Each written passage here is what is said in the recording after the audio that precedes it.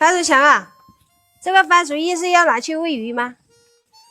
不拿去喂鱼，难道留你自己吃啊？我不就是问一下吗？你那么凶干嘛？这还用问吗？你自己不会想啊？这番薯叶比我还老，不喂鱼为什么？哎哥，这谁当我老喂鱼啊？知道了，四叔。这样就自己几点钟来都会买放盐，夜当来边嘿。四叔，我講咩講？你教飯又揾見霜嘛？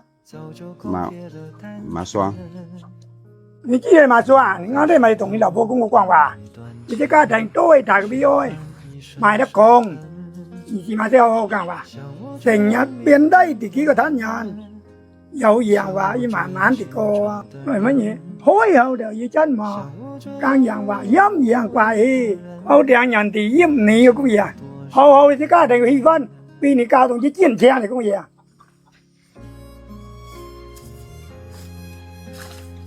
入屋人先有咁多顧慮㗎。